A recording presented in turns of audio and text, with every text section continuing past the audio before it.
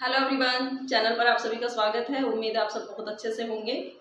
तो इंदिरा गांधी यूनिवर्सिटी मीरपुर जो है उसने भी अपनी डेट शीट डाल दी है थ्योरी एग्ज़ाम की।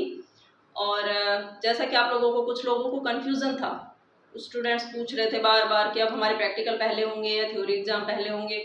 तो प्रैक्टिकल का तो कोई शेड्यूल आया ही नहीं है और थ्योरी एग्ज़ाम की जो डेट शीट है वो आ गई है। तो अब आप लोग प्रैक्टिकल एग्ज़ाम को साइड में रखिए और थ्योरी एग्ज़ाम जो आपके होने वाले हैं उनकी तैयारी पे ध्यान दीजिए, ठीक है। और डेट का आपको क्लियर हो ही गया होगा, 2 जुलाई से आपके पेपर स्टार्ट हैं। और ये जो डेट शीट आई है ये रेगुलर और रीअपियर स्टूडेंट्स, एडिशनल जिन्होंने फॉर्म फिल किया हुआ है एडिशनल सब्जेक्ट का उनके, और मार्सी चांस वालों का, ठीक है। तो कंफ्यूज नहीं होना, क्योंकि अभी भी बहुत सारे स्टूडेंट की हमारे उस पर साफ साफ लिखा हुआ है, उसको देखिए आप, ठीक है। डेट शीट के ऊपर सारा लिखा हुआ है कि रेगुलर, रीअपियर, एडिशनल और मर्सी चांस के जो एग्ज़ाम होने वाले हैं 2024 के वो होंगे, ठीक है। तो जिनके जो भी हैं आप अपने अकॉर्डिंग देख लीजिएगा। और रीअपियर के हैं या एडिशनल का है तो ध्यान रखिए कहीं आप लोग मिस कर जाओ इसको कि हमारी अलग से डेट शीट आएगी, ऐसा कुछ नहीं है, साथ ही होंगे, ठीक है। उसके बाद बात करें टाइम की, वो भी उसके ऊपर मेंशन है। डेट शीट के ऊपर टाइम भी दिया हुआ है, 2 बजे से 5 बजे तक आपका पेपर है। उसके अलावा जिनमें कुछ चेंजेस हैं, सेकेंड ईयर के जो पेपर्स हैं उनमें चेंज है ना। तो जिसके भी पेपर में कोई चेंज है टाइमिंग का, तो वो भी आपका जो सब्जेक्ट है उसके साथ साथ डला हुआ है टाइम, तो वो चेक कर लीजिएगा कि उस दिन आपका पेपर किस टाइम पे है। जैसे आपके ये 4th A, 4th B, 5th A, 5th B के पार्ट है, तो 40 मार्क्स का पेपर होने वाला है। तो उसमें क्या है कि आपको ये नहीं कि सेम टाइम का रहे, तो उसमें आपका टाइम भी चेंज हुआ है और वो साथ में लिखा हुआ है, तो उसको चेक कर लीजिएगा, ठीक है। अब बात करें एग्ज़ाम सेंटर की, क्योंकि बहुत सारे स्टूडेंट ये भी पूछ रहे हैं कि एग्ज़ाम सेंटर कहाँ आएगा कहाँ आएगा। तो एग्ज़ाम सेंटर जो है आपका, जो रोल नंबर स्लिप जो आएगी उसके ऊपर क्लियर होगा कि आपका एग्ज़ाम सेंटर कौन सा है। तो उसके लिए अभी आप ना तो कॉलेज में कॉल कीजिए ना मुझे मैसेज कीजिए कि कब से होंगे वो एग्ज़ाम सेंटर कहाँ होगा। जैसे ही आपके रोल नंबर आपको इश्यू होंगे आपको क्लियर हो जाएगा कि आपका एग्ज़ाम सेंटर कौन सा है, ठीक है। तो फर्स्ट ईयर और सेकेंड ईयर कि जो दोनों स्टूडेंट हैं उनको क्लियर हो गया होगा कि डेट शीट का किस तरह का है। अब शायद आपको कोई डाउट नहीं रहेगा, वैसे रहना नहीं चाहिए क्योंकि आप लोग बीएड कर रहे हैं, पर फिर भी कुछ स्टूडेंट को कुछ कंफ्यूजन था तो ये क्लियर करना जरूरी था, ठीक है। तो थ्योरी एग्जाम की तैयारी कीजिए, प्रैक्टिकल एग्जाम अभी रहने दीजिए क्योंकि अब थ्योरी के बाद ही होंगे, क्लियर है।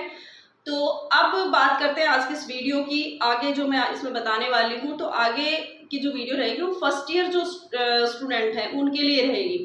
फर्स्ट ईयर का जो फर्स्ट पेपर है आपका, उसके जो क्वेश्चन रहेंगे, इंपॉर्टेंट क्वेश्चन कौन से हैं, टॉपिक्स कौन सा है, वो आज इस वीडियो में आपको बताने वाली हूँ, ठीक है। तो अभी इतना टाइम नहीं है कि एक टॉपिक को हम एक्सप्लेन करेंगे, तो मैं आपको इंपॉर्टेंट क्वेश्चन, लास्ट ईयर जो क्वेश्चन आ चुके हैं वो कौन से थे, अब जो आने के चांसेस हैं वो कौन से रहेंगे, तो वो इसमें बता रही हूँ। उसके अकॉर्डिंग आप अपनी तैयारी कर लीजिएगा, बाकी आप कर ही लेंगे ठीक है। तो चलिए देखते हैं जो भी क्वेश्चन है वो। देखिए ये आपका पेपर फर्स्ट है बीएड फर्स्ट ईयर का, चाइल्डहुड एंड ग्रोइंग अप। और जैसा कि टाइमिंग वगैरह का आपको हालांकि मैंने बता रखा है, यहाँ दिया हुआ है 3 घंटे का आपका टाइम रहेगा। मैक्सिमम मार्क्स वैसे 100 मार्क्स का होगा, लेकिन थ्योरी कितने की रहेगी, 80 की, और 20 इंटरनल रहते हैं इसमें। तो आपको 80 मार्क्स के लिए तैयारी करनी है, ठीक है। अब देखते हैं इसके क्वेश्चन। तो ये है यूनिट फर्स्ट, और यूनिट जो फर्स्ट है इसमें देखिए जो फर्स्ट क्वेश्चन है, वृद्धि और विकास से आपका क्या अभिप्राय है, या क्वेश्चन किसी भी तरह से आ सकता है, टॉपिक बता रही हूँ मैं। आप वृद्धि और विकास में से इस बार आपके क्वेश्चन पेपर में क्वेश्चन आने के पूरे चांस हैं, ठीक है। तो इसको अच्छे से तैयार कर लीजिए, क्योंकि लास्ट ईयर आपका ये क्वेश्चन आ चुका है। जीन प्याजे का जो संज्ञानात्मक सिद्धांत है इसके ऊपर क्वेश्चन दिया जा चुका है, तो इसके आने के चांस तो है नहीं इस बार, क्योंकि काफ़ी सारे कंटेंट है, तो कोई ज़रूरी नहीं है कि रिपीट हो, ठीक है। तो वृद्धि और विकास का आपको करना है, क्योंकि इसके पूरे चांस रहेंगे आने के। ये लास्ट ईयर आ चुका है, जिसको मैंने सर्कल किया हुआ है वो लास्ट ईयर आ चुका है वो क्वेश्चन, ठीक है। उस टॉपिक के ऊपर जो रिपीट होने के चांस है वो मैं आपको बता दूंगी। उसके बाद अब इसमें आपका कोलबर्ग का जो नैतिक विकास का सिद्धांत है ये इंपॉर्टेंट है, इसके आने के चांस हैं। ठीक है, तो इसको अच्छे से कर लेना, क्योंकि जीन पियाजे का जो संज्ञानात्मक सिद्धांत था वो लास्ट ईयर आ चुका है। तो इस बार कोलबर्ग का जो नैतिक विकास का सिद्धांत है उसके ऊपर क्वेश्चन आ सकता है आपका, आ क्या सकता है, आएगा। ठीक है, तो इसको अच्छे से कर लीजिए आप। ठीक है, अब देखते हैं नेक्स्ट। देखिए, वंशानुक्रम और वातावरण जो है ये बच्चे के विकास में क्या रोल प्ले करता है, इसके ऊपर भी क्वेश्चन आता है। ठीक है, और इसमें रिपीट होने के चांस भी रहते हैं, क्योंकि बहुत इंपॉर्टेंट टॉपिक है। तो लास्ट ईयर भी इसमें क्वेश्चन आया हुआ है, इसलिए मैंने ये सर्कल कर दिया था। ये वाला क्वेश्चन उन्होंने दिया था लास्ट ईयर। तो इनमें से जितने दे रखे हैं, हो सकता है इनमें से किसी ना किसी तरीके से क्वेश्चन आ जाए। वैसे मेन तो इसमें है तो इसकी इम्पोर्टेंस ही, कि क्या रोल प्ले करता है, क्या भूमिका है, क्या इम्पोर्टेंस है वातावरण का बच्चे के विकास में, या वंशानुक्रम का बच्चे के विकास में क्या है, या दोनों का भी पूछ सकते हैं। तो इसको एक बार देख जरूर लेना। ठीक है, हालांकि लास्ट ईयर आ चुका है पर फिर भी एक बार देख लेना, इतना हार्ड भी नहीं, इजी टॉपिक है। ठीक है, और 16 मार्क्स के लिए इसमें क्वेश्चन आता है। फिर बात करते हैं हम लोग ऐसे टाइप क्वेश्चन की, मीडिया जो है उसका क्या इफेक्ट होता है, मीडिया का इफेक्ट। तो इसके ऊपर भी आप अपना क्वेश्चन, ये क्वेश्चन भी तैयार कर लेना आप।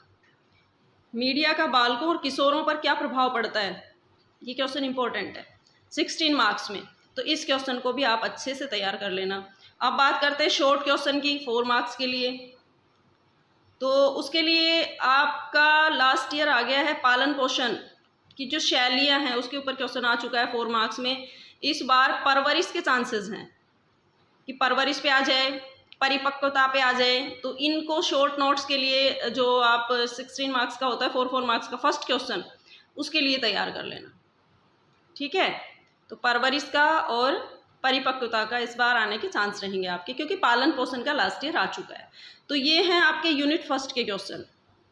यूनिट फर्स्ट में से एक शॉर्ट रहेगा और 2 लॉन्ग क्वेश्चन होंगे जो 16 मार्क्स के होंगे। अब बात करते हैं यूनिट सेकंड की। तो इसमें फर्स्ट क्वेश्चन आप कर लेना, व्यक्तिक विभिन्नताएं क्या होती हैं, और इसके क्षेत्र, प्रकार, कारण कंप्लीट आ जाएगा ये। तो इसको भी आप कर लेना, क्योंकि आने के चांस होते हैं, हो सकता है शॉर्ट में कहीं ना कहीं उठा के दे दे। ठीक है, और इसके अंदर क्या है, कुछ थ्योरीज, लर्निंग थ्योरीज दी हुई हैं, तो उसके ऊपर क्वेश्चन आने के चांसेस ज़्यादा रहते हैं। सॉरी, थर्ड पेपर में होता है। इसमें आपके थर्ड जो यूनिट है उसमें लर्निंग थ्योरी का होता है, इसमें नहीं है। तो आपको इसका ये फर्स्ट क्वेश्चन है, ये बहुत अच्छे से करना है, इसके चांस हैं आने के। उसके बाद ज्ञानात्मक सीखने या अधिगम, देखो किस तरह से पूछ लेते हैं, ज्ञानात्मक सीखना या अधिगम, तो कंफ्यूज मत होना, ज्ञानात्मक सीखना और अधिगम एक ही बात है। तो ये क्वेश्चन भी इंपॉर्टेंट है आपका। यहाँ तक जिस भी तरीके से इन्होंने 2-3 तरीके से बना के दिया हुआ है, तो उसको आप अच्छे से कर लीजिए। यहाँ जो मैंने इस तरह से अंडरलाइन किया है, इसको शॉर्ट जो क्वेश्चन आएगा आपका उसके लिए करिए। तो सृजनात्मकता पे पूछ सकते हैं, रुचि पे पूछ सकते हैं, व्यक्तित्व पे भी पूछ सकते हैं, और व्यक्तित्व पे आपका लॉन्ग क्वेश्चन भी आ सकता है। तो इसको ठीक से कर लेना। ठीक है, अब आगे अगर बात करें गार्डनर का जो ये सिद्धांत है, बहिर्बुद्धि सिद्धांत, इस पे लास्ट ईयर क्वेश्चन आ चुका है। ठीक है, तो इसके रिपीट होने के चांस बहुत कम है।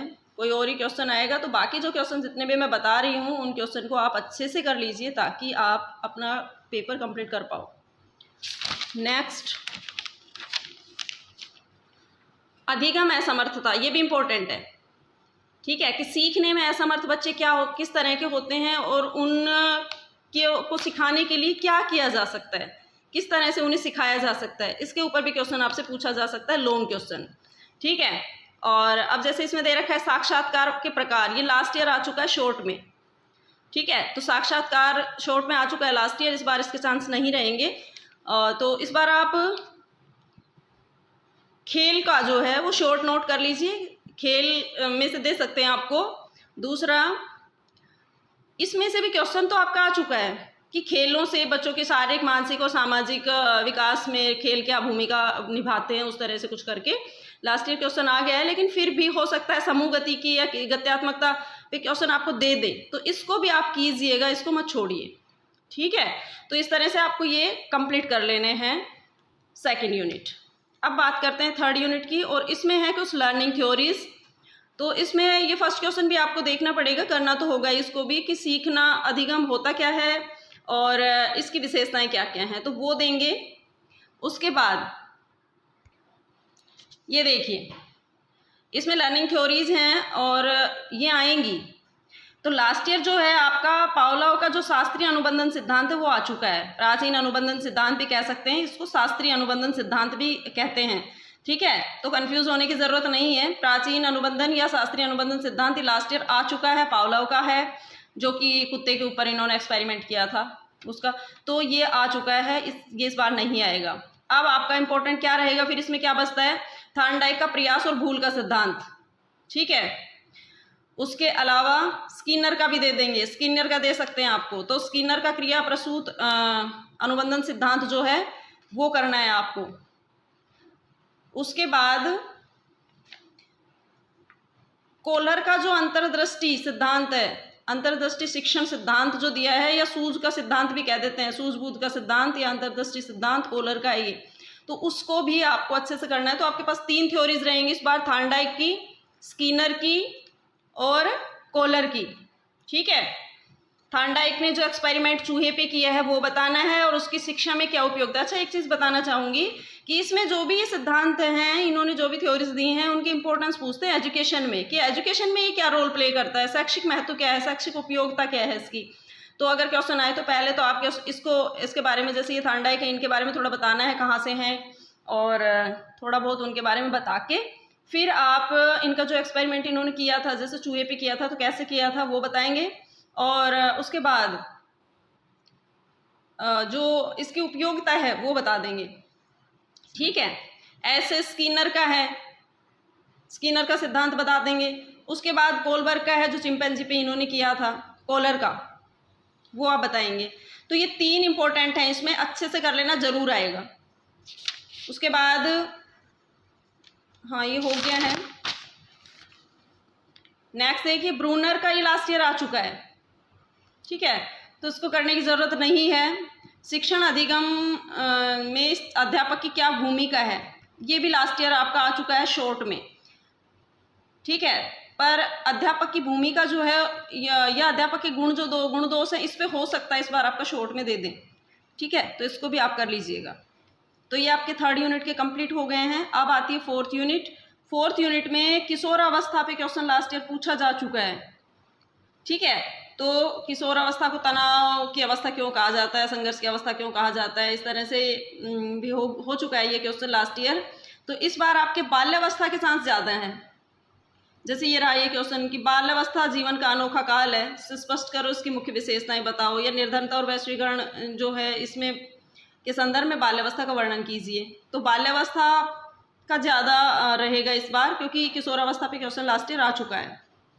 फिर है शहरीकरण, ये वाला क्वेश्चन भी आप कीजिएगा कि बच्चों के शहरी गंदी बस्तियों में रहने के क्या दुष्परिणाम है, कि जो बच्चे गंदी बस्तियों में रहते हैं उसका जो विकास है उस पर इन गंदी बस्तियों का क्या इफेक्ट आता है, ठीक है। और इन बच्चों की शिक्षा के लिए भारत सरकार ने क्या किया है, तो ये वाला क्वेश्चन भी कीजिए। ऐसे ही बालिकाओं की शिक्षा के लिए भी क्या व्यवस्था की गई है या उन्हें क्या समस्याएं आ रही हैं, उसके ऊपर भी आ सकता है। पालन पोषण की विधियों पे आपका शॉर्ट क्वेश्चन हो सकता है, तो इसको कर लीजिए। शॉर्ट क्वेश्चन इसमें से कई मतलब कई सारे टॉपिक्स हैं जो शॉर्ट क्वेश्चन में आ सकते हैं आपके, जैसे पृथक्करण है उस पर भी आ सकता है, अनाथालय पे भी आ सकता है, और सहयोग पे भी पूछ सकते हैं, द्वंद्व पे भी पूछ सकते हैं। तो ये शॉर्ट के लिए आप इसको तैयार कर लीजिए इन क्वेश्चंस को। अब ये जो क्वेश्चन है आक्रामक व्यवहार, इसके ऊपर भी आप लॉन्ग क्वेश्चन कीजिए, क्योंकि ये 16 मार्क्स के क्वेश्चन में आने के चांस होते हैं इस क्वेश्चन के, ठीक है। और कई तरह से क्वेश्चन बन रहा है तो उसको देख लीजिएगा। अब आते हैं इसके लास्ट में, मादक द्रव्य व्यसन पे हो सकता है शॉर्ट में पूछ लें आपसे, तो इसको भी एक बार कर लीजिए, छोड़ना मत। वैश्वीकरण का जो क्वेश्चन है, भूमंडलीकरण क्या है, बाल्यावस्था पर भूमंडलीकरण का प्रभाव, ये आ सकता है आपका, क्योंकि पिछली बार किशोर अवस्था का दे चुके हैं वो, तो इस बार बाल्यावस्था का कहीं से भी किसी भी तरह से क्वेश्चन देने के चांस है उनके। और लास्ट ईयर भी वैश्वीकरण या भूमंडलीकरण से रिलेटेड क्वेश्चन आया है, बट ये इंपॉर्टेंट है और इसके रिपीट होने के चांस होते हैं। तो वैश्वीकरण का जो टॉपिक है या भूमंडलीकरण का जो टॉपिक है उसको आप कर लीजिए, क्योंकि उस पर क्वेश्चन आने के चांस है। ठीक है, तो इस तरह से आप ये क्वेश्चन कंप्लीट कीजिए ताकि आप अपना पेपर कंप्लीट कर पाएँ। ठीक है, तो ये आपके जो फर्स्ट पेपर है आपका चाइल्डहुड एंड ग्रोइंग अप, उसके क्वेश्चन हो चुके हैं, अभी मैंने करा दिए आपको। फर्स्ट पेपर के अभी करा दिए हैं, सेकंड पेपर के मैं पहले आपको करा चुकी हूँ, हालांकि उसके तो टॉपिक भी मैंने काफ़ी सारे आपको बताए थे, एक्सप्लेन भी किए थे, बहुत अच्छे से समझा चुकी हूँ, तो उनको कर लीजिए।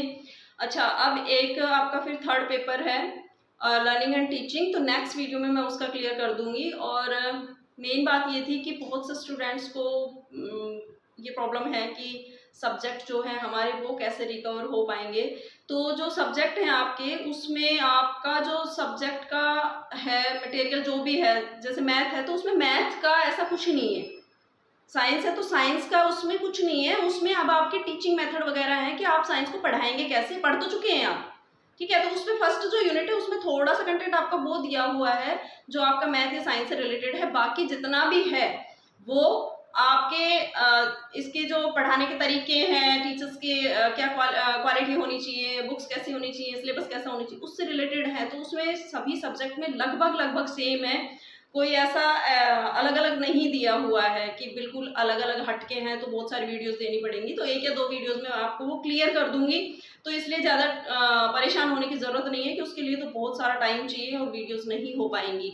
तो आप पहले फर्स्ट सेकंड थर्ड पेपर को कीजिए, तब तक मैं आपको नेक्स्ट आपके जो भी टीचिंग सब्जेक्ट है उनसे रिलेटेड वीडियो दे दूंगी। ठीक है, तो आज के लिए इतना ही, मिलते हैं नेक्स्ट वीडियो में नेक्स्ट टॉपिक के साथ। Thank you, have a good day.